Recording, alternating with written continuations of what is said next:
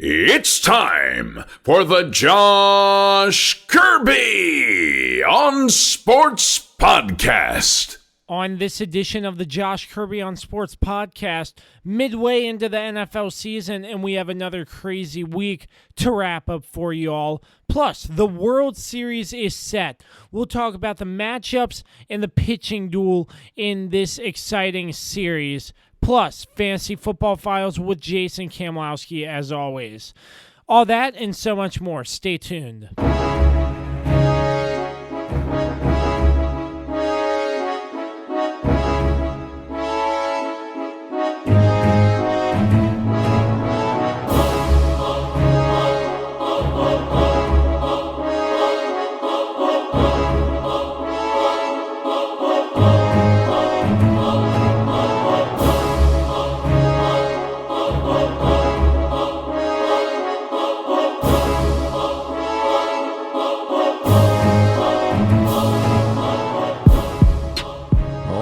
I'm glad you connected. This is Dave Johnson, voice of the Washington Wizards. You have connected to the right place because you are listening to my man, Josh Kirby, on Sports Podcast.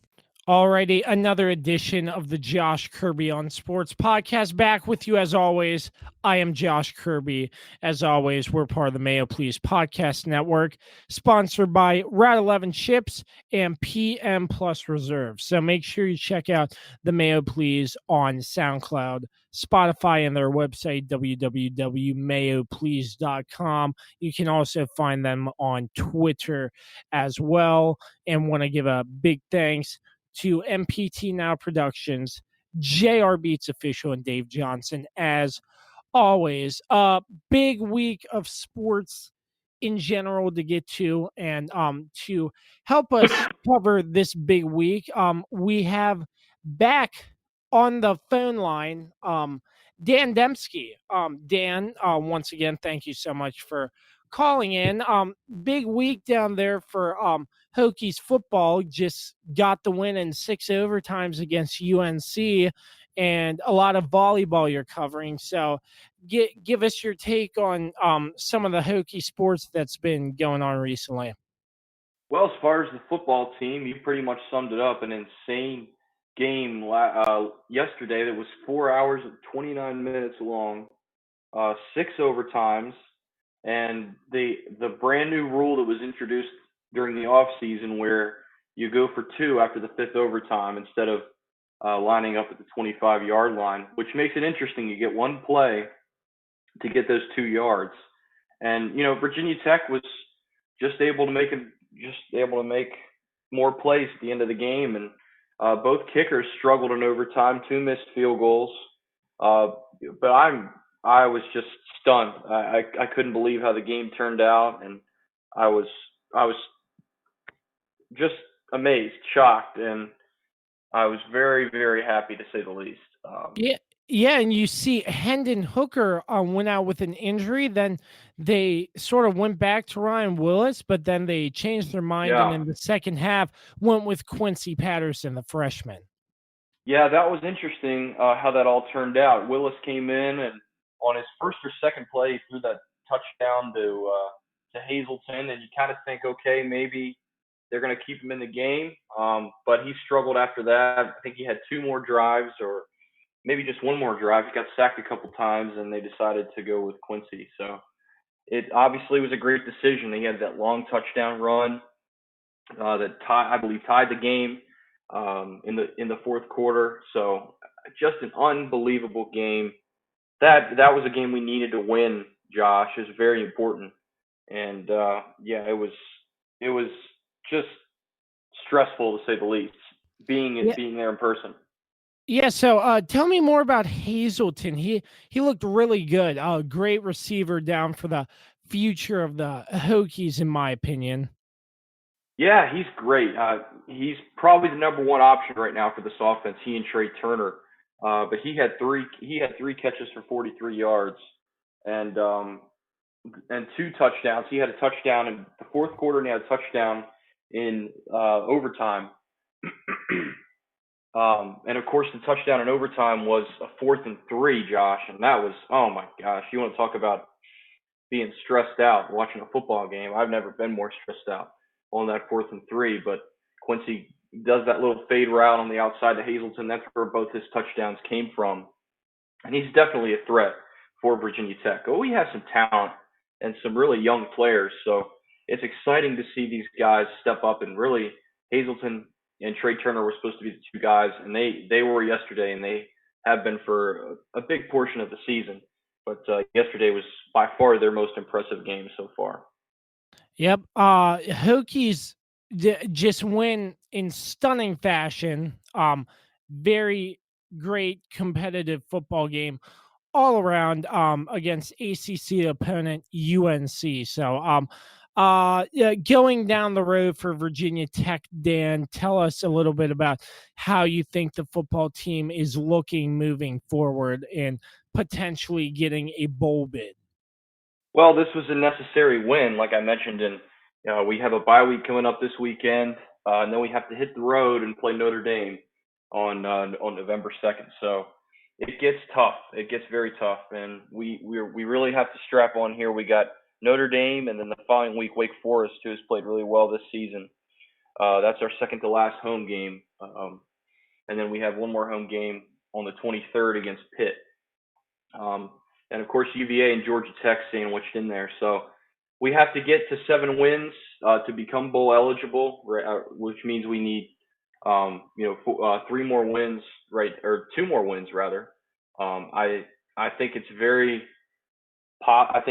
feasible at this point. I think if you lost that game yesterday, it's going to be pretty tough to say definitively if you're going to be able to get those last 2 wins. So I think the season looks bright for Virginia Tech. They have to keep it up, and if they can somehow upset Notre Dame, I'm not too confident that they'll be able to do that. But that to me puts them over the edge and really makes the rest of the season look a lot more bright for them.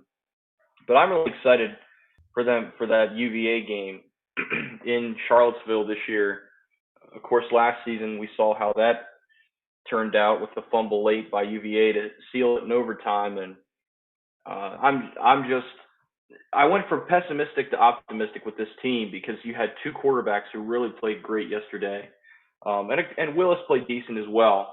But it really was a team effort, Josh, and this team seems to be getting hot at the right time, possibly, and that's what you have to have in football. Yes, indeed. Great synopsis there. So, moving from football over to volleyball, tell the listeners about your time covering Virginia Tech volleyball for ESPN Blacksburg so far and your experiences overall. I have really enjoyed it. It's been a lot of fun. I've gone to several matches. I've gone to all the home matches that I could go to, and get to sit up in press row and just experience that is cool. I don't have to write a story or anything. I basically just take notes during the game of observations and things that I have. And then recently I've been live tweeting as the action goes along. And it's just been a lot of fun. They got a huge win today, a big upset over number 23 Louisville, and really played extremely well in that game. Probably their best game they played all season. And it's been a good weekend for Virginia Tech athletics, and the volleyball team today, this afternoon, really did what they had to do. So I'm excited to continue to cover this team. They're extremely young as well, and they've played a tough, close matchups so far this year, and this could be, as similar with the football team, a turning point for their season. And they start back on the road this weekend.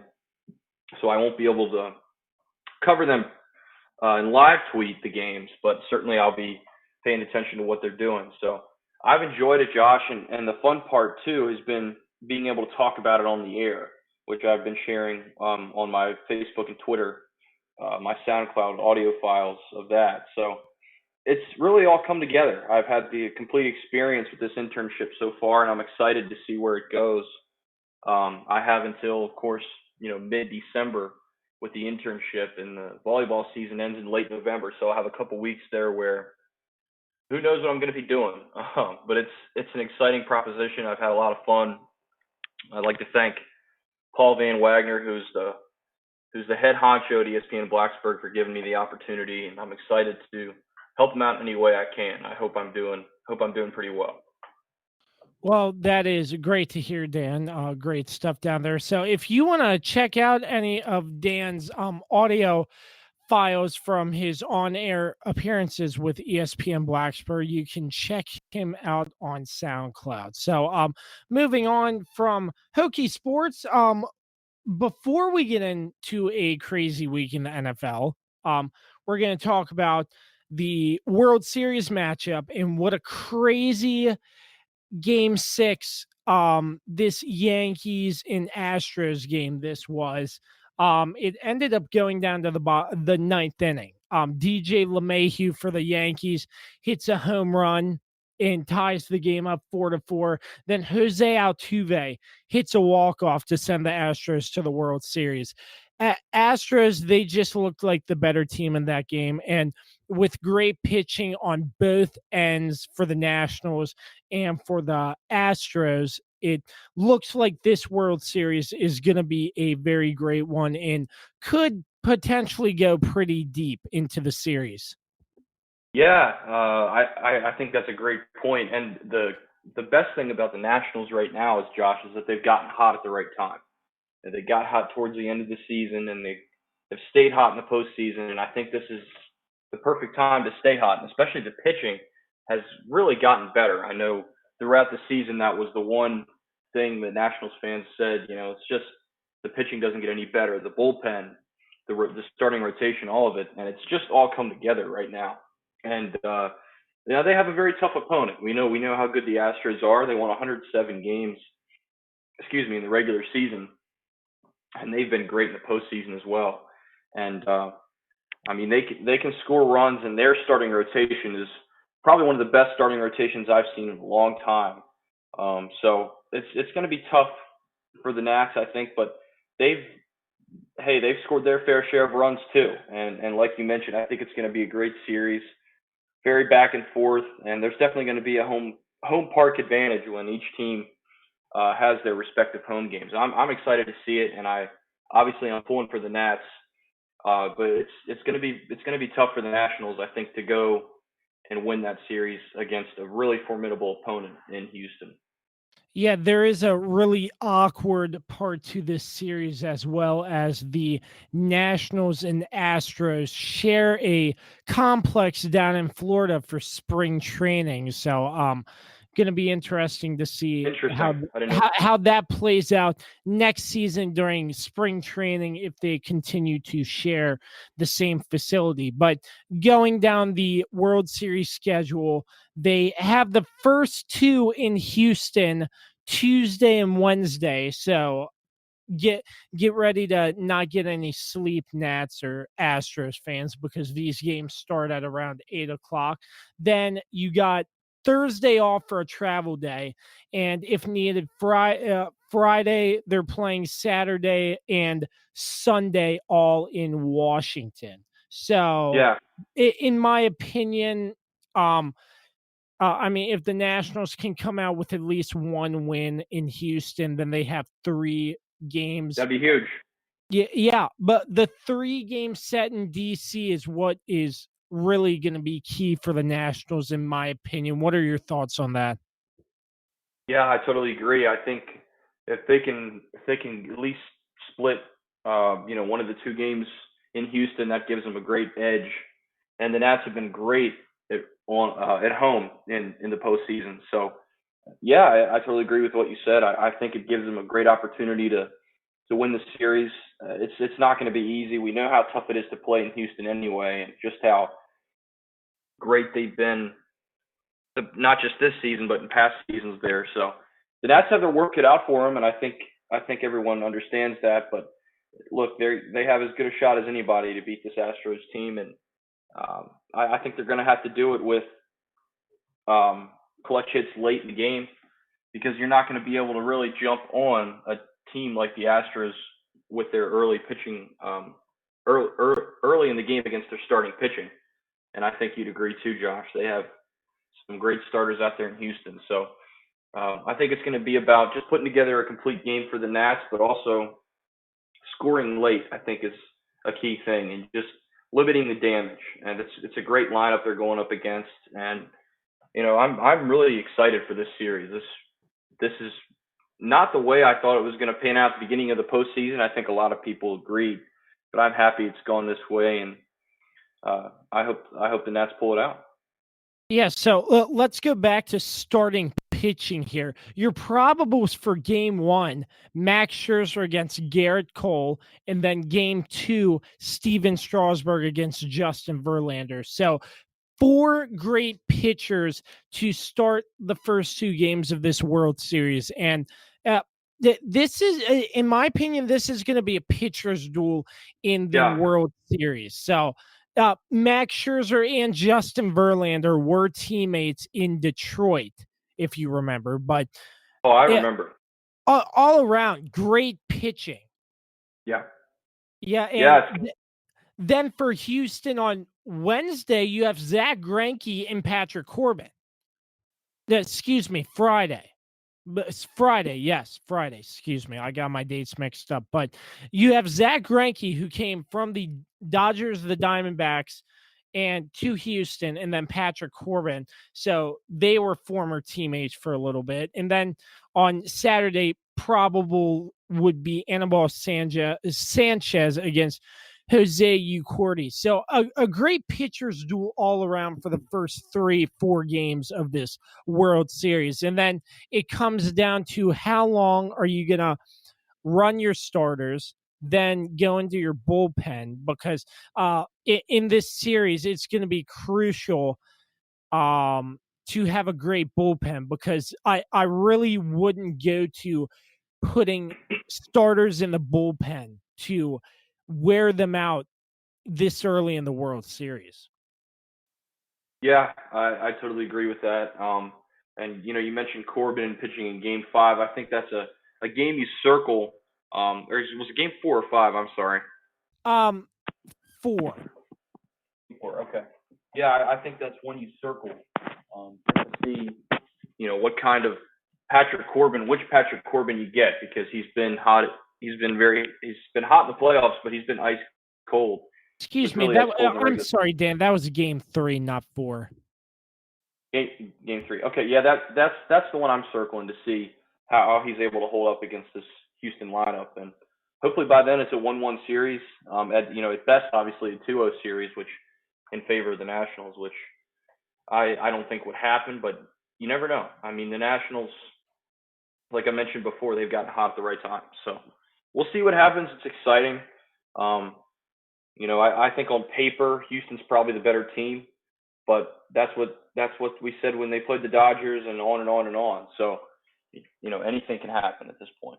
Yeah. So, last thing I want to talk to you about, Dan, before we move into the NFL, the fan base in Washington, D.C. First, the Caps won the Stanley Cup, and now with the Nationals making this huge run, how do you think the fan base is getting affected by all these teams winning? And don't forget about the Mystics winning the NBA Finals as well. Oh, it's great. I mean, it kind of puts the whole DC sports curse behind them now, and I think it's just great to see, Josh, that there's so much to be proud of with DC sports right now, minus the Redskins. They're not in DC anyway. They're in Landover, Maryland, so they don't count. But yeah, it's really great to see. I'm excited for Washington sports, obviously, with the local thing, and I don't have much to hear about. Well, I guess I sort of do with my football team, but Washington should be excited, and they have every right to be. The Mystics, of course, I think they were probably the favorite going into that matchup. Of course, the Caps and the way they played the last couple of years, just unbelievable. And this Nats run has been, in one word, I would say magical, Josh. It's just been incredible. And, like I mentioned, not a lot of people, expected to see that. So it's great. It's great to see. I hope it continues. And, DC sports are finally getting some respect that they deserve. And, it didn't really change after the Caps won. And I think now with the Mystics and with the Nationals winning, it's that's going to change, and you're going to see a lot of people take a different outlook towards Washington D.C. and their sports teams. Yep. So that wraps up World Series talk. And of course, we'll keep you updated on our social media pages as well.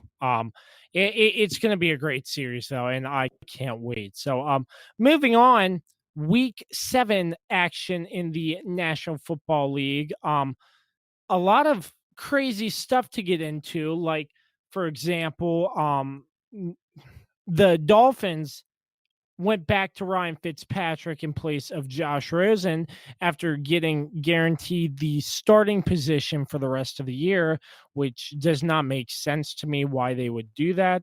But Dolphins are still winless.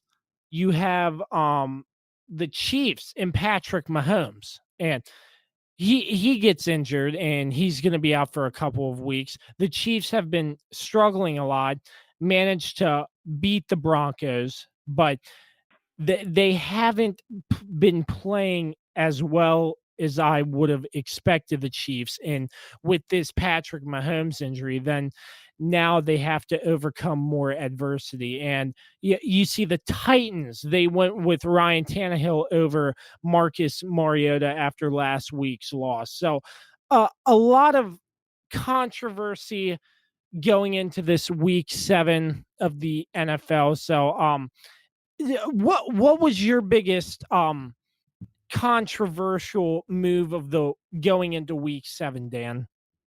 Controversial move. That's a good question, man. You asked me too quick. Why you got to do that to me, Josh?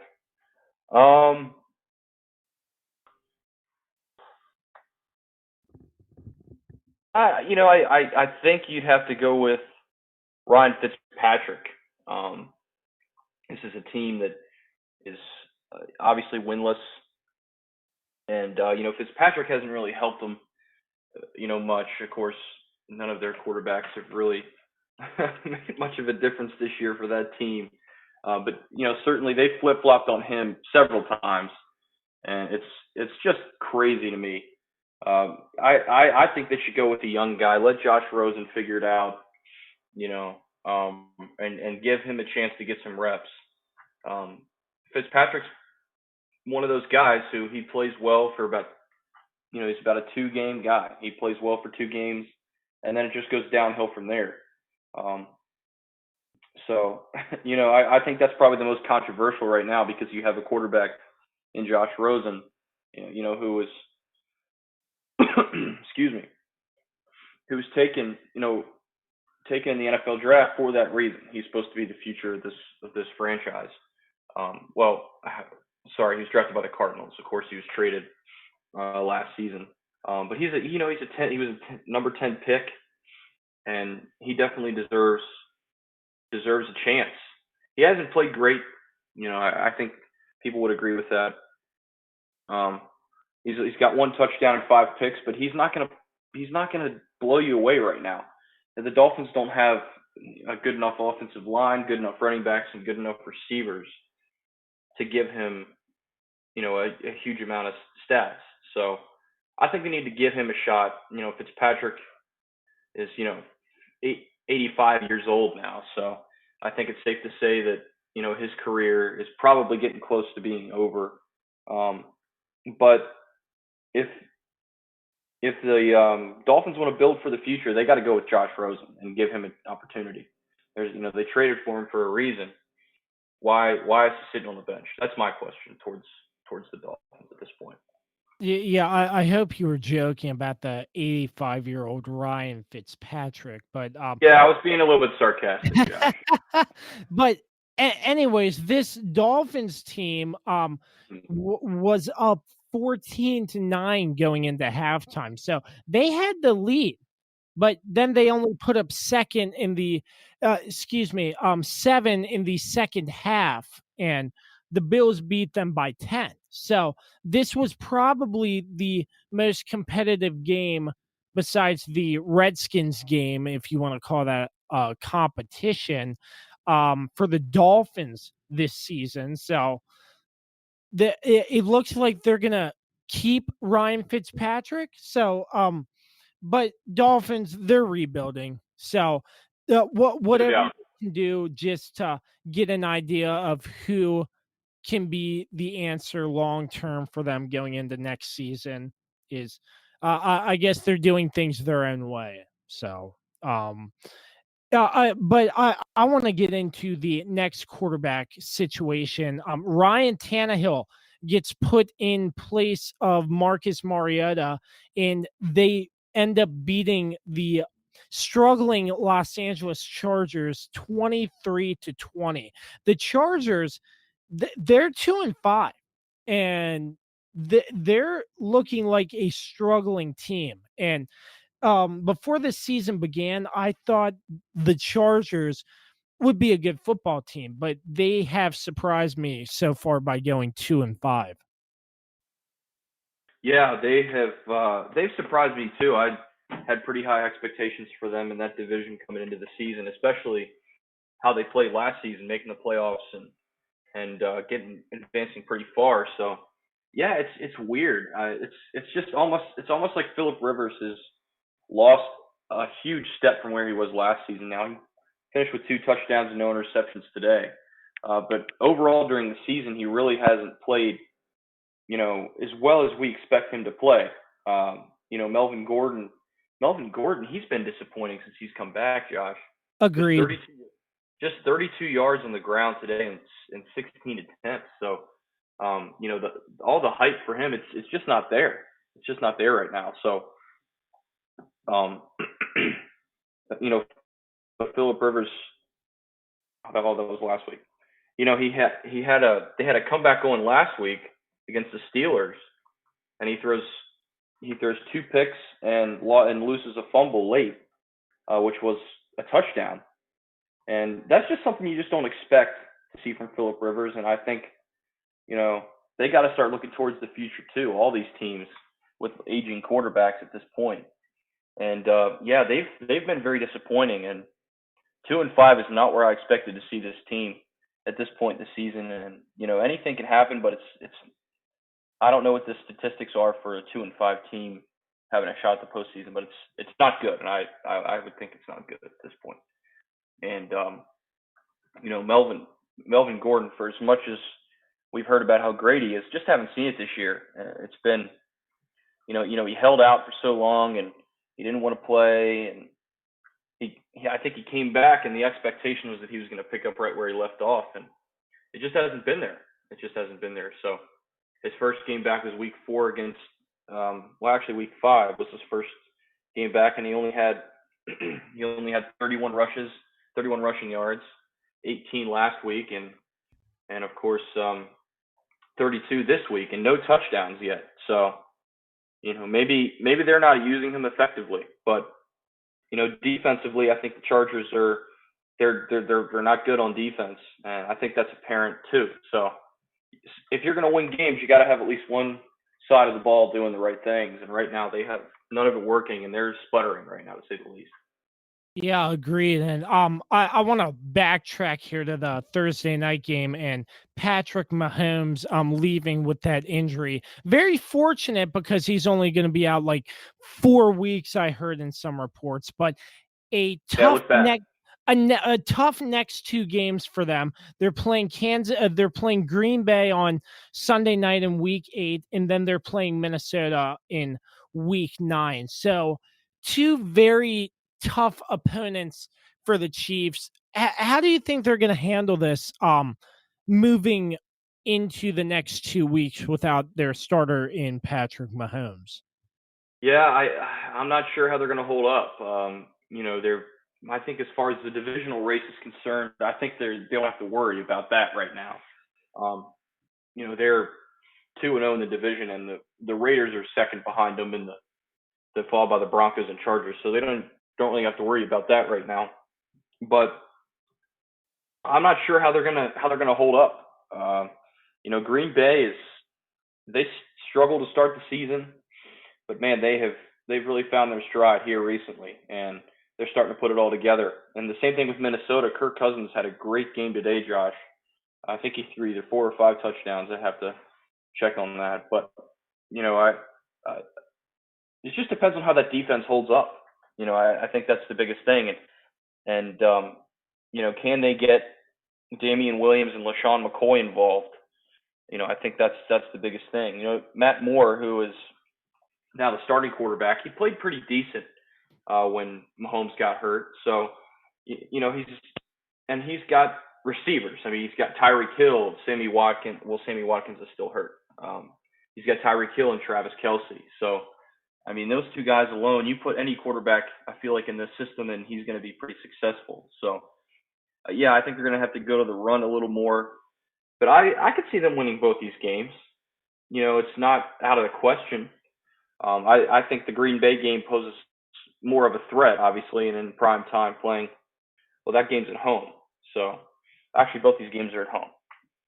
So, I think you flip a coin. It just depends on how the defense is able to slow down Aaron Rodgers. And I think Kirk Cousins is just going to I think he's just going to play poorly in that November 3rd game. We'll see what happens. But the Chiefs have talent across the board, and I think they'll be fine without Patrick Mahomes. They're not going to be perfect. And but Josh, they weren't perfect with him, and he was starting to lose a step or two this year. Certainly not as good as he used to be. It appears, but he's cooled off this season. But Andy Reid's a good coach. He'll find a way to get him prepared with whatever they have, and they might not win both games, but I think they can split. Yeah, and another team. You look at this really quick, and another team without their starting quarterback, the Saints and Drew Brees and Teddy Bridgewater. Yeah. Under center, he is undefeated so far. At starting quarterback for the Saints, they beat the Bears 36-25. So, what a set of games Teddy Bridgewater has had, and what do you think this means for the Saints? I think the Saints possibly have a quarterback controversy. Do they keep Teddy, or do they put Drew Brees back in after he's healthy? Oh, they're gonna go with Brees. I mean, the guy's got a Super Bowl win. He's done a lot for the franchise. He's practically turned the franchise around. He's the starting quarterback when he's healthy. But what it means for Teddy Bridgewater is that next year he could have a contract somewhere, starting for some NFL team, Josh. Yeah, I was just about to say that Bridgewater is becoming that caliber to land a starting contract somewhere, because after his injury in Minnesota, he was sort of had his career sidelined, but then he worked his way back, and he's playing pretty darn good. Yeah, great. He's playing great. And the Saints are so dynamic on offense. They not only threw the ball well today, but they also, Latavius Murray had 119 yards and 2 touchdowns. I mean, that's just hard to defend. So I don't think anyone expected Teddy Bridgewater, I know I certainly didn't, to play as well as he has, and I think that speaks to his competitiveness and how he plays the game of football. When he was in Minnesota, he had a couple games where he came in for a couple stretches, and he was great. So, it's the NFL is strange, but the Saints certainly are very dynamic on offense, and they can do a lot of different things, and he fits right into that system.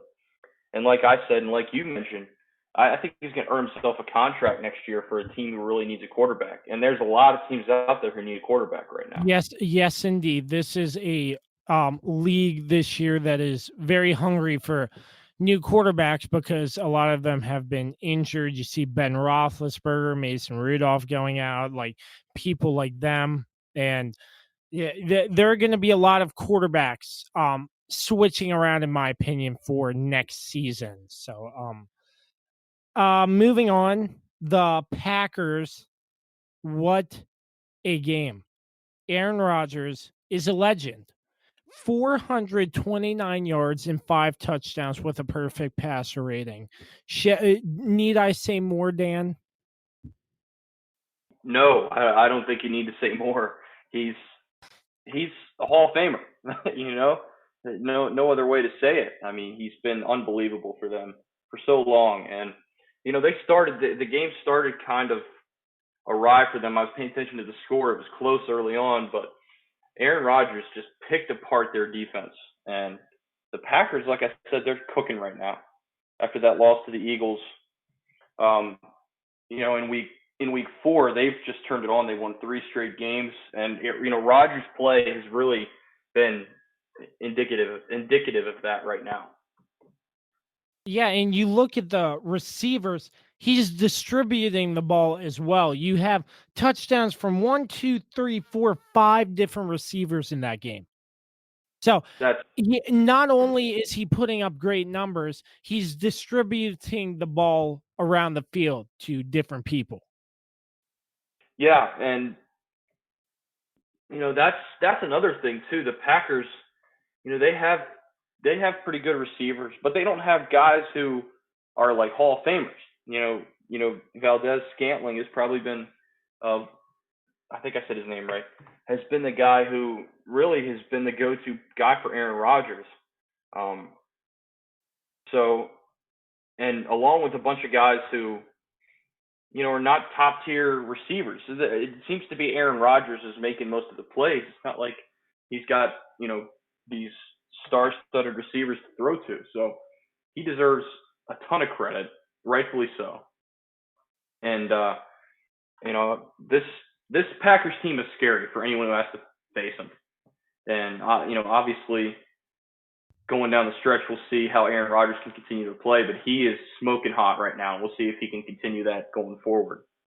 Yeah, and looking at another quarterback with a really hot day, Kirk Cousins, 337 yards and 4 touchdowns, but the game was a little bit more competitive for the Lions as Matt Stafford threw 4 touchdowns, 364 yards, but an interception. So a very back and forth game there, which I was hoping the Vikings would win for my survivor pool, and they ended up winning. So, shoo.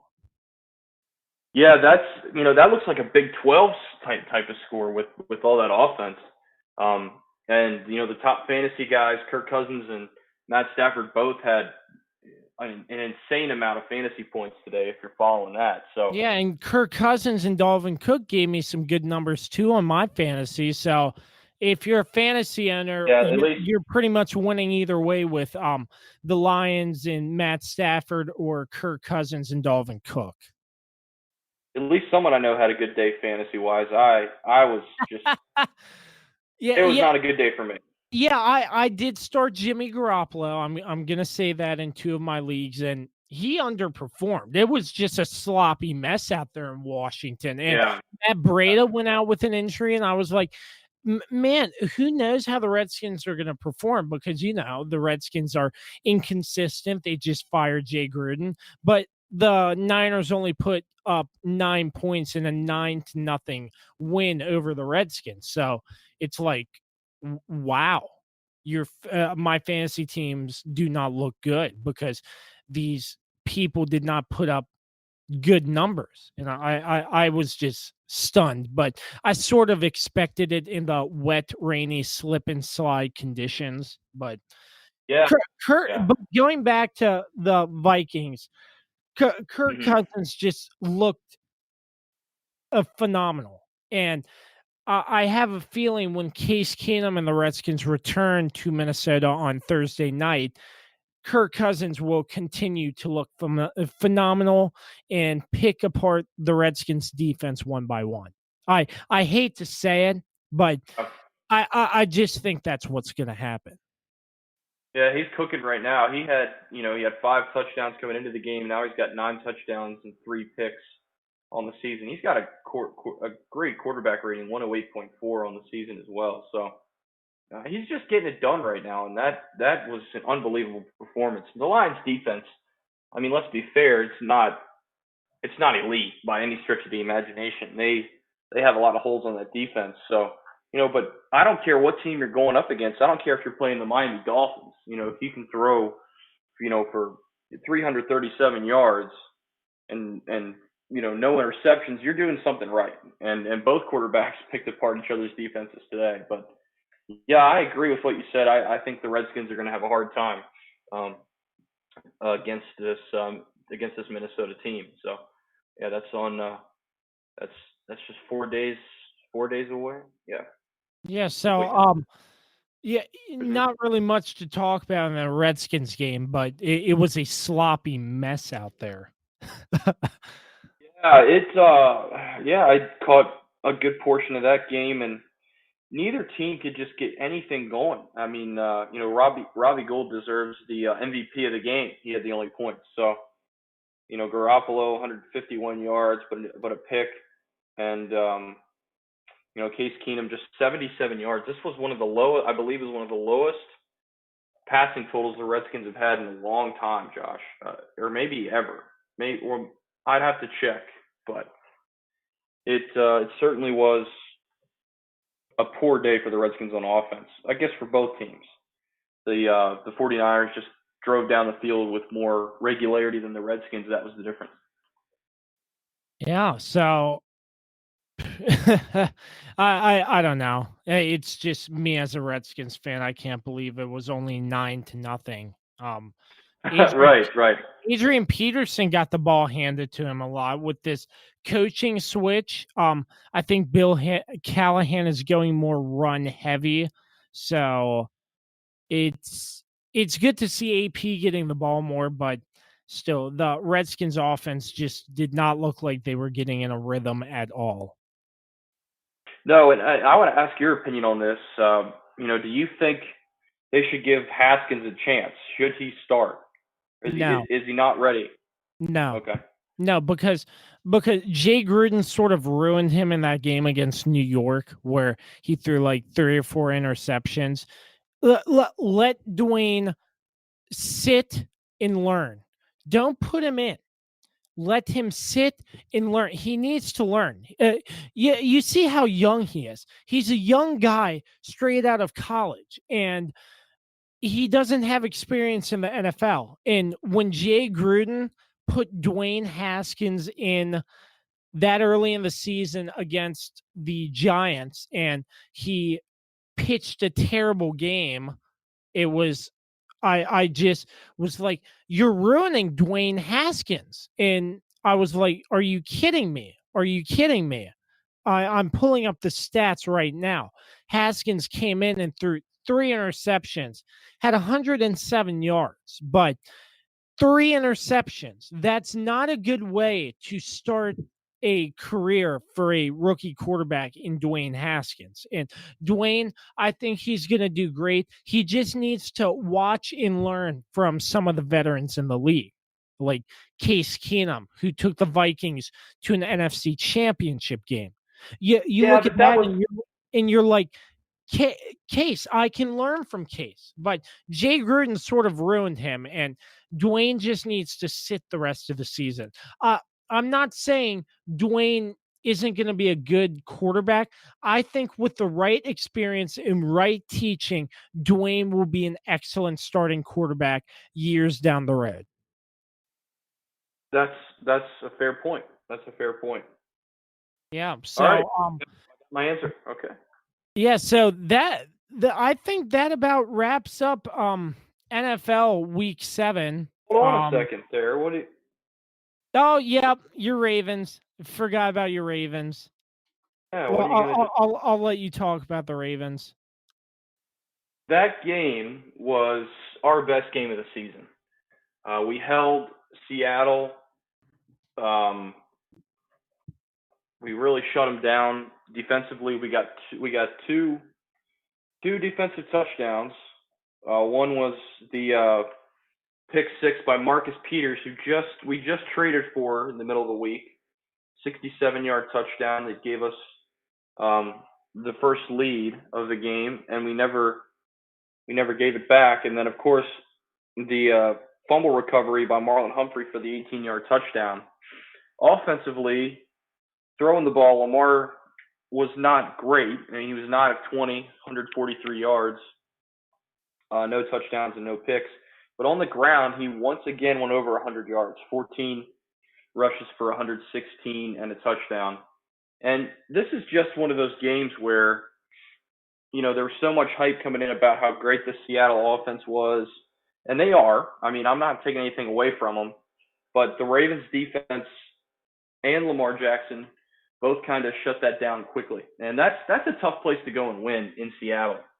And, overall, I'm pleased with how they played and very happy with that road win. I expected it to be a much closer game than it turned out being, which is great for me. So, some guys. Yeah, I'm enjoying the success the Ravens are having. Lamar's looking great, but I'm just going to continue to say this. Protect yourself, Lamar. He runs a lot, but just make sure you're protecting yourself, because what if he gets injured? I totally agree with that. That's a concern, especially when he takes big hits, which he didn't take many today. They weren't able to bring him down hard or anything today. But there's going to be teams you play against where that's going to happen. But overall, I'm just thrilled with how they played. I didn't expect that kind of game, that kind of domination, if you will, that we had today, and we silenced that crowd. In the third quarter pretty much, and they were never that loud again. So, in Seattle, that's a tough place to win, and you won very on the road in Seattle. Very tough. Yep, and this is the part of our schedule that gets hard for us. We've got a lot of tough games coming up, of course, with that game, and then we have a bye. But then after the bye, we play New England. So, and then we have, down the stretch, we have Houston, the Rams, the 49ers, the Bills, and the Jets, which the Jets are a question right now whether they're going to be good or not by then. But Sam Darnold proves to be possibly making a big difference for them. But I'm excited right now. We have a lot of tough games down the stretch, especially that Sunday night game against the Pats. But this is a much needed win. It's our third win in a row, and those other wins were hard to come by. So this was a game that, as I just said, we needed to win. We did, and we did it in pretty convincing fashion by 14. And I'm happy going forward. I think we have a pretty good shot to, obviously win the division and clinch a playoff spot going forward. Yeah, agreed. And I do apologize once again for almost cutting you off on your Ravens segment. And I almost forgot to You're fine. I almost forgot to mention Jalen Ramsey gets traded from the Jaguars to the Rams. And Jalen Ramsey's had 1 forced fumble and 4 tackles, according to the stats here. And magically his back's feeling better and he's playing I saw that. on such short notice. So he did not want to play in Jacksonville. He was respectful. He came out, didn't rack up any fines for missing any sort of team function, but that was just a ploy to get him out of Jacksonville. And he played a pretty darn good ball game against the Falcons, the struggling Atlanta Falcons, who dropped to 1-6. Yeah, they're sputtering right now. I think Dan Quinn, his time is running out in Atlanta. But yeah, the Rams are a great football team.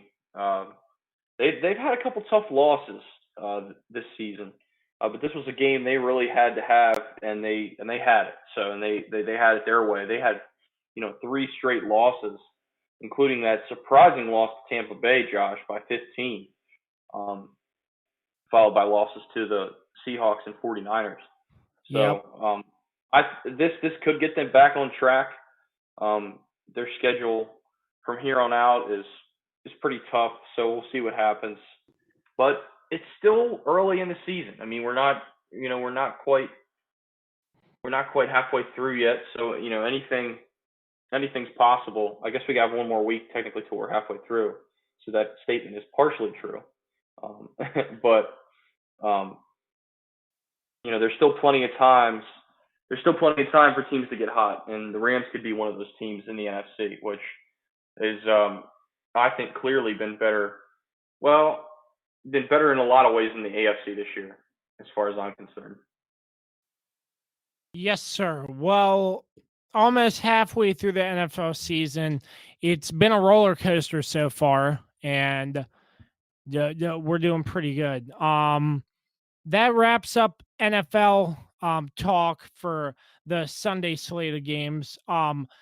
Dan, as always, thank you so much for joining us. Best of luck continuing to do what you do best down there at ESPN Blacksburg, and hope to get you on the show again really soon. Thanks a lot for having me again, Josh, and I appreciate everyone's support. Reading the stuff I write for the Collegiate Times and listening to the stuff I post for ESPN Blacksburg, and I'm really, really happy to bring you all the content. And thanks again for having me on. It's always fun. Yeah, I'm hoping to get you back on a couple more times to talk more NFL football. It's always great. Coming up on the Josh Kirby on Sports podcast, we'll have Fantasy Football Files with Jason Kamlowski, and on the other side of the break, I will wrap up the Sunday and Monday night football games and close out the show. You're listening to the Josh Kirby on Sports podcast. Welcome to Fantasy Football Files. Recapping week 7 in the NFL fantasy landscape. We're recording on Monday night. Josh has asked me to record a little early this week, so I am in the midst of watching the Patriots absolutely dismantle the Jets. A lot to unpack from week 7, but got to go on a little rant here. The Jets, you're playing the Patriots. They don't throw a pass more than 10 yards downfield. You're playing 10 yards off ball. I mean, Greg Williams, what are you doing? I mean, it's just too easy. I mean, the Patriots' first drive, 16 plays, 78 yards, like 8 minutes. I mean, just ridiculous. And, look, Tom Brady is one of the best quarterbacks ever, and I hate to say that, but he is. But when you make it that easy on him, you deserve what you get. And right now they're down 17-0, and we're still in the first quarter. So the coaching in the NFL, and you would think that it would be better, but truthfully, it's not very good sometimes. And Greg Williams, honestly, as far as defensive coordinators go, very below average. He of the play the safety, 40 yards off the line of scrimmage. There's a couple I've seen on Twitter. There's a couple of screenshots of defensive formations whenever he was with the Browns where Jabril Peppers was literally like 30 yards off ball. I mean, like, what are you going to do back there on like a 3rd and 8? I mean, you're just taking him completely out of the play. So, anyways, watching the Patriots right now, they're just rolling. Just got another turnover. I mean, that defense has been incredible. And just to stay on topic of the Patriots, and talking about their defense, I don't think anybody probably saw this coming in season-long leagues as far as their defense dominating the way it has. And I don't think anybody saw the Bears' defense struggling the way it has. I don't think anybody saw that coming. And that's kind of the pitfall of drafting a defense early. And this is something I talked to Josh about back in August. It's just not something you should do is draft a defense early. There's just so much variance there. Rarely does the team that gets drafted as the number one defense end up as the number one defense. And if you invest anything more than a pick than one of the last 2 rounds on your defense, I think you're just doing it wrong. I mean, defense is as much about streaming and matchup plays as anything. And in most leagues, you can get a solid defense, late in the draft, should be your last pick.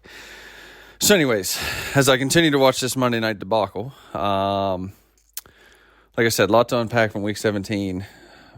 Biggest story is probably Pat Mahomes going down last Thursday. Looks like he's going to be out at least 3 weeks. If you invested in Pat Mahomes, you probably invested a high draft pick if it's in redraft. I mean, dynasty and keeper leagues, it's a little bit harder to say exactly, but I'm assuming that most of you have, a lot of capital tied up in Pat Mahomes. And honestly, it's a bad injury for football. in general because he's just so much fun to watch, and that Chiefs offense is just so good when he's going good.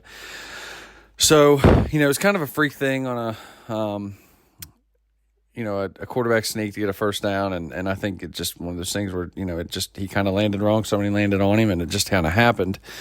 But it sucks. Mahomes is, easily the best quarterback, I think, right now in the NFL. He's just incredible with the things he can do. I mean, they're a threat to score from anywhere on the field. And obviously it's going to be a downgrade to everybody in that Chiefs offense. Kelsey, Tyreek Hill, Sammy Watkins isn't on the field, so whatever. Mecole Hardman. It's going to be hard to trust those guys over the next couple of weeks with Matt Moore at quarterback. And I think Matt Moore is a serviceable backup, but I mean, obviously he's a huge downgrade from Mahomes. So just in general, it's kind of a disaster if you own Chiefs. The only place that it might be helpful, is for the running backs. It looks like Shady McCoy is going to be, we've talked about this a little bit, but he's going to continue to be the guy. So, if you're a Chiefs skill player owner, I mean, this injury just sucks. And if you're a football fan, this injury just sucks. So we've got to hope that on best case scenario, he's back soon, slinging it around. But in the meantime, just looking at some things, Aaron Rodgers is probably the biggest story from Sunday. And, we've talked a little bit about, starting your studs. And when I do my start sits on Sunday and I give them to Josh, I always kind of preface it by saying, the start sits we have, especially now we're getting into the bye weeks. I mean, some of the guys I'm recommending are probably guys that maybe you normally wouldn't look at starting. But I would hope that if you drafted Aaron Rodgers, you wouldn't dream of benching him. And I saw a Twitter poll somebody had put up, where it was like, should I start Aaron Rodgers? It was like Teddy Bridgewater. And it was close. Rodgers was like 54-46, and I thought it couldn't have been Bridgewater because he was going against the Bears, but it was somebody absurd like that, and I just thought, if you drafted Aaron Rodgers, you probably picked him, fairly high. I mean, why would you bench him? I don't understand, getting cute. Because you run the risk of missing out on performances like what he had on Sunday. I mean, if you drafted Aaron Rodgers, you're playing Aaron Rodgers. It's kind of like with Mahomes. Mahomes has kind of struggled a little bit. But if you drafted Pat Mahomes, you're playing Pat Mahomes. Start your studs. And because you never know. And I mean, Aaron Rodgers only threw 31 passes on Sunday, but he has proven time and again he doesn't need a ton of volume to go off. In a game environment like what they had with Oakland, and Oakland's kind of exploitable on the backside of that defense. And it was kind of a situation where some of his receivers were banged up. And honestly, as soon as Valdez-Scantling and Geronimo Allison were in, I think it was just even an easier play with Rodgers. But I don't know why, if you have been season long, you'd even consider benching him. I mean, you play him. You play him every week. You don't bench guys like that. You don't bench guys like Deshaun Watson. You don't bench guys like Lamar Jackson or Russell Wilson. You play these guys regardless of matchup. You play them, you start them.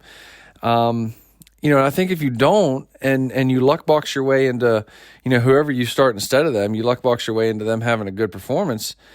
You want to take a victory lap on social media. I mean, that you look stupid, honestly.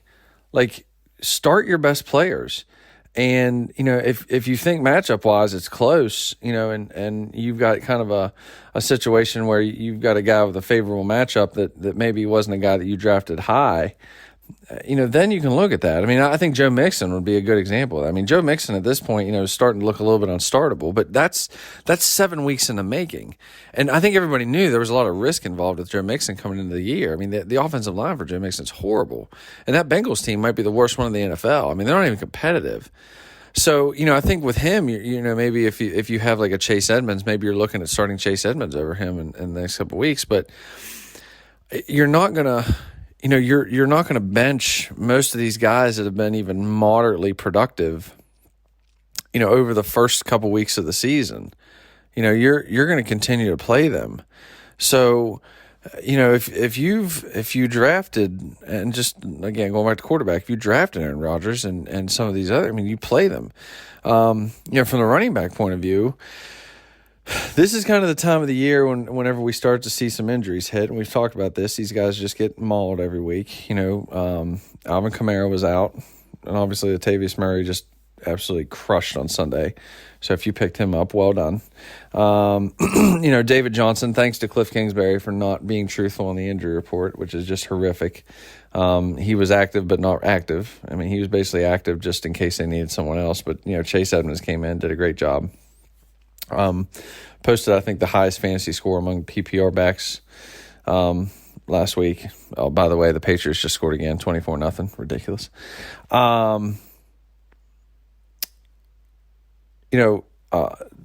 Josh Jacobs, who went out early with an injury in that game, but he ended up with 21 carries for 124 yards. So you're starting to see some guys that weren't like first, second, even third round picks starting to creep up. Adrian Peterson, and again, apparently they're just – Bill Callahan's a donkey. We've talked about this last week. He's a donkey. But I think, maybe last week probably was one of those things where, you could make a strong case, I guess, for running the football in the weather conditions that they were in. But, I mean, like, Adrian Peterson's getting, like, this insane volume on just a horrific football team. But, they'll continue to lose, whatever. But some other, like, names that are kind of popping out there maybe, we didn't expect to see is, like, Mark Walton. And in an article I wrote up on Dynasty Football Digest the other day, I kind of recommended Mark Walton as maybe a pickup because it looks like the Dolphins are going to go into, kind of, I'm going to call it discovery mode, but evaluation mode where they're going to see what's on the back end of that roster. This is a time with running backs when you'll start to see some of these, names that maybe you haven't seen before kind of show up on the league leaders because, as injuries start to pile up. This is kind of the time of year where these guys, tend to get hurt, maybe sit out a game or two, if for nothing else, just to make sure that they're 100% for the stretch run. So, I think running back is a position where obviously you're going to look at the waiver wire. And then, looking at receivers, and again, there's some names that are popping out on there, like Alex Erickson. If you had him going 8 for 137, you didn't. I mean, nobody had Alex Erickson. Nobody had Zach Pascal. Although maybe with Zach Pascal we should. Target counts have been healthy the last couple of weeks. He's 6 for 106. He only went 1 for 8 against Kansas City, but the week before that he was 4 for 72 against Oakland. So maybe we should start paying attention a little bit more to Zach Pascal. I'm going to assume he's going to be a hot waiver wire pickup this week. Probably going to be a guy that you're going to want to spend some fab money on. Danny Amendola had one of those random just pop-up weeks where he went, for over 100 yards. Kenny Stills. Let's see what other names are kind of crazy on here. Preston Williams, Chris Conley. I mean, both of them had pretty, solid games. Preston Williams, especially in a PPR, you got your 14 points in a PPR. But I think, and as we've seen with receiver, some guys like pop just off the page, certain weeks. Like Marvin Jones, this was just like a crazy week for him, 10 catches for 93 yards and 4 touchdowns. I mean, he won't have another performance like that again, and some people are probably going to chase points with him and maybe try to acquire him or whatever. But, now's the perfect time to trade Marvin Jones because he's never going to – he's not going to do that again this year. So if you get, some, guy in your league that's like interested in like trying to chase points with him and trade him, like this is a perfect opportunity to trade him. He might not score 4 touchdowns the rest of the way. So like this is like the perfect chance to go ahead and trade him. Stephon Diggs though got after it again, but that was after Thielen went out with an injury on the touchdown catch, but 7 for 142 there. Michael Thomas continues to get it done. He's just incredible. And it doesn't, and hats off to like Sean Payton and Teddy Bridgewater. Sean Payton just schemes that offense, and it doesn't matter, who they have, but they've done a really, they were down Drew Brees and Alvin Kamara, and they went into Chicago and just absolutely put it to them on Sunday. And Teddy Bridgewater's probably setting himself up for a really nice payday this spring. You could look at maybe a team like Tennessee or potentially Denver trying to, maybe sign him. But just doing a really nice job filling in for Drew Brees, and he just looks more comfortable every week. But, Michael Thomas just absolutely getting it done. And really, there was nobody else. I mean, it was just basically him and Latavius Murray to kind of get the ball to this week, and that's what they did. And they kind of leaned on that defense. Trubisky's obviously the worst quarterback in the league. Gosh, man, he's so bad. But, the hats off to the Saints, man. I mean, injuries on offense, and they just keep rolling along. Right now, I think they've got to be the favorite in the NFC. And obviously, if you've got to go into New Orleans and try to win a playoff game, that's not going to be a good thing. So we're kind of at the point, at the end of week 7 where, bye weeks are here. Injuries are starting to kind of stack up. I mean, the next couple of weeks are really important for teams that are, 4-3, 3-4. I mean, even 5-2 to an extent, because you've got to make sure that you're working that waiver wire, and picking up guys that are going to help your team. And obviously, this is the time of year when you can kind of make a pickup that propel you down the line. And what I like to do right now, depending on what my roster looks like, is maybe pick up a guy that's going to help me, maybe a month from now as opposed to like a week from now. And I think it's still a good opportunity if your league trades. I mean, I think there's a good opportunity out there to pick up, maybe look at trading for some guys. I mean, I think the perception right now is that the Chargers offense is a dumpster fire. I mean, Melvin Gordon has not been good coming back from injury. I mean, they were much better off, and it was just Austin Eckler. But I think Keenan Allen right now could be a good buy low prospect from a wide receiver standpoint. Led the league in air yards in week 7, got a healthy 11 targets, only had 4 catches for 61 yards. But we could be coming back into one of those situations where Keenan Allen gets like crazy number of targets over the next couple weeks, because it seems like the Chargers are kind of in like panic mode. Like, we have to win some games here, or else we're going to be out of it quickly. I mean, the Spanos family has just completely screwed that franchise, but we could be looking at one of those situations where Keenan Allen's getting like all these targets again, because, they're just at the point where they know they've got to lean on the guys that they can depend on. And that would definitely be him. And I mean, probably Eckler. Eckler had more like a terrific catch down the sideline on Sunday. And, I wrote him up a couple weeks ago as a buy in dynasty leagues. And I mean, I would stick to that. I mean, Melvin Gordon is just washed, cost him the game pretty much on Sunday, just absolutely terrible. So, but yeah, I mean, I would definitely be looking to maybe go to the Keenan Allen owner and just see if he's interested in maybe having the tires kicked a little bit. Some other guys, and other than him, I mean, there's not really any studs that I would look at to try to buy into. Maybe Brandon Cooks.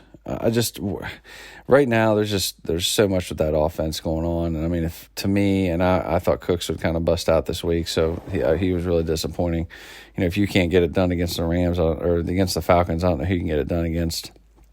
But he's gonna have one of these blow up weeks here soon, where I think everybody's gonna be like, "Oh man, I wish I had him." But then he'll go right back to doing like kind of what he does, 459. He just doesn't run high percentage routes. And Goff struggling so much, and that offensive line struggling so much right now. Just having a hard time pushing the ball down the field. And really, outside of that, I think the other players I might be looking to get a piece of is maybe like Tyreek Hill and Travis Kelce, just because everybody's going to be down on them right now. And, with the uncertainty surrounding Mahomes, maybe you can get those guys on the cheap. And just kind of, and a lot of that's going to depend on your roster construction and kind of where you're at in the league. But, if you can get any of those 2 guys at a discount that maybe would help you down the stretch, once we get into like the stretch regular season and playoff run, certainly that could be a kind of a sharp move there. So, week 7 was just kind of a wacky week. And some of this stuff, though, in hindsight, whenever I look back at some of the things that happened and, watching all these games on Sunday, I play a lot of DFS, and I didn't have any Aaron Rodgers, and that's my own fault. I mean, it's bad process on my part because, I thought to myself, if there's ever a week that he's going to do it, this would be the week. But I kind of talked myself out of it because no Devontae Adams, and just, I guess in my head, I thought no Devontae, no Rodgers, but it's just a bad process play. And here I am telling you guys to start your studs, and, I wouldn't, put Aaron Rodgers in a lineup on FanDuel or DraftKings. So, I think that would be my biggest piece of advice this week is just, if you've got guys that you spent draft capital on, unless they've just proven to be in a bad situation with a bad offense or a bad offensive line or whatever, you've got to keep playing them. And I think a guy like Rodgers has proven over time, to be one of those guys where you just don't sit him. You keep trying to play him. Because if you do sit him, you miss out on games and what he had on Sunday. So, looking ahead, kind of down the line a little bit. I mean, again, and whenever we're kind of planning out, weeks and things like that, I had somebody in chat that, they were talking about a trade they wanted to make in our Slack chat on the channel, and they were talking about making a trade for just like 1 week, like week 10 or something. And I think they wanted to know about, it was like 3 receivers. And, I told them, I said, I wouldn't make a trade ever based on 1 week because you just don't know, what could happen. So if you're going to make a move, don't make a move just with 1 week in mind or one matchup in mind because once you make that move, you're kind of stuck with that player. And if you don't love them, obviously that's just a negative EV move. But as we look at week 8, Thursday night, the Vikings are going to kill the Redskins. I mean, it's just going to be ugly. I mean, all the Dalvin Cook. I actually think his backup might be a decent play on the showdown slate just because on a short week. And it looks like Cook, handled like 28 touches the other day. I mean, it's just a ton of volume. So maybe they'll get the backup involved there. Russell Wilson going into Atlanta. Look for him to bounce back big. Rams playing the Bengals again. Start Todd Gurley. The Bengals are giving up more points to running back than any other defense in the league. Buccaneers and Titans. If the Titans can't get going offensively against the Buccaneers, they can't get going. That's just going to be a tough one there to watch. Saints and Cardinals should be a fun game. It should probably be more fun than what it should be. But I actually think that's going to be a fun game to watch, and hopefully we get Kamara back and he just absolutely eats. But honestly, they could probably afford to hold him out another week because they're going to thrash Arizona. Packers and Chiefs would have been more fun had Mahomes been healthy. That game would have been a blast had Mahomes been healthy, but unfortunately we get Matt Moore going up against Aaron Rodgers. I would say, the Monday night game with the Dolphins and the Steelers, that's almost hilarious at this point. I would say, honestly, the game of the week is either going to be the Eagles and the Bills or probably the Browns and the Patriots. I mean, this is an ugly slate of games, honestly. I mean, you got the Giants and the Lions, ugly. Jets and Jaguars, ugly. Broncos, Colts, ugly. Panthers, 49ers, ugly. I mean, this is an ugly, ugly, ugly slate of games. Patriots, Browns, that should be probably the best game of the week. Hopefully the Browns can go in there and do something against the Patriots but I mean, honestly, if you bet NFL, the first thing I would do is the moment the Patriots lose their first game this year and their odds drop to win the Super Bowl, go and throw a ton of money on them because they're going to win the Super Bowl. I mean, it sucks. It's unfortunate. It seems like it happens every year, but I mean, I don't see who's going to beat them. Everybody else is playing checkers and these guys are playing chess. I mean, it's just ridiculous. So, anyways, that's about it for week 7. Again, start your studs and keep starting them. Don't bench those guys. If you invested in them, play them. Because honestly, a mediocre week from them is probably better than a good week from a lot of other people. So, thanks to Josh for having me on. Check me out at Jason Kimlowski on Twitter. I'll have my start sits this week. I'll have a Dynasty drop list coming out on Dynasty Football Digest this week. Like I said, I hope everybody's fantasy team's doing great. Hope you guys are winning a lot of games, and we'll catch you back here next week for week 8. See you guys. The Josh Kirby on Sports podcast, part of the Mayo Please podcast network, is sponsored by Route 11 Chips. Make sure you grab a bag today inside your local Martin's, Food Lion, and Giant stores.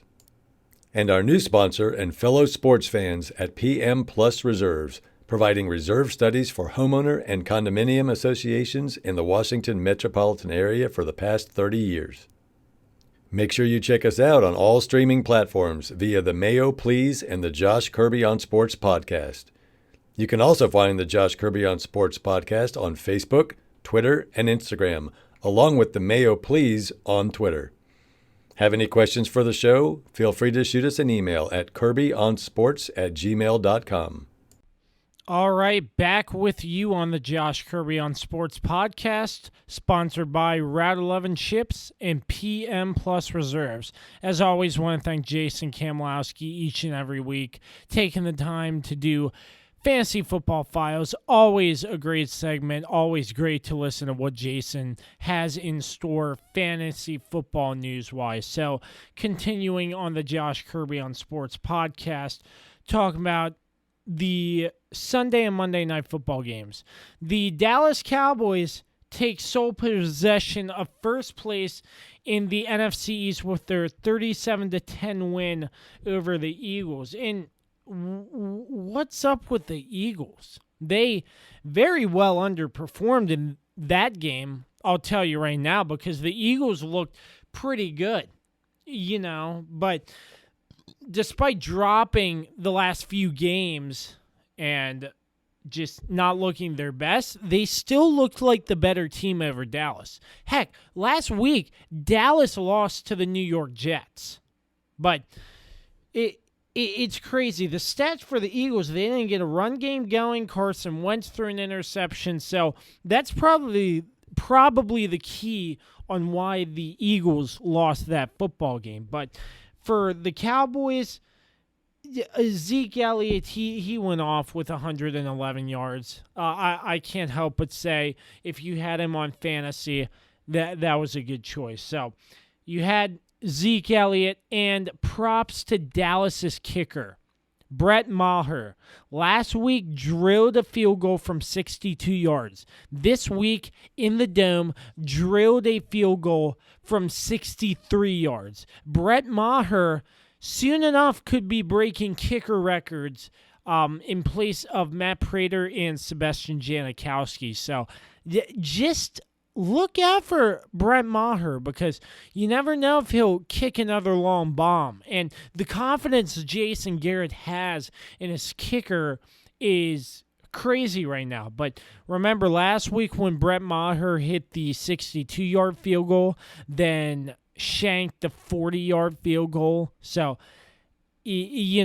But Jason Garrett, still trusting his kicker from long distances, is amazing. So the NFC East is looking just like a toss-up again this year between the Cowboys and the Eagles. And the Eagles are now 3-4. The Giants are in third place, 2-5, and the Redskins 1-6 in last place, obviously. So it's going to be interesting to see, but I think it's going to come down to the Cowboys and the Eagles, and the next meeting between the Cowboys and the Eagles will probably decide the division, in my opinion. There are some tough games for the Cowboys and the Eagles coming up, but how they figure out what they're going to do in the next couple of games. But I still think it's going to come down to the Cowboys and the Eagles' last meeting. So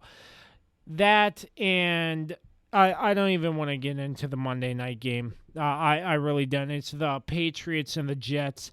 I'll let you make your own assumptions about that game. But, yeah, I mean, if you could guess, the Patriots are winning right now. I'm recording Monday night, finishing this up, and they are winning 26-0. So not a whole lot to talk about there. So we're going to go ahead and wrap up the podcast. Thank you so much for tuning in once again to another edition of the Josh Kirby on Sports podcast, part of the Mayo Please Podcast Network, brought to you by Route 11 Chips and PM Plus Reserves. Thanks once again to Dave Johnson, JR Beats Official, and MPT Now Productions. You can find the podcast everywhere via the Mayo Please and the Josh Kirby on Sports podcast. Find us all social media pages, Facebook, Twitter, Instagram, and we're also on YouTube, Spotify, Google Play, Apple Podcasts. So you can find us everywhere. And until next week, we say so long and peace out till the next episode.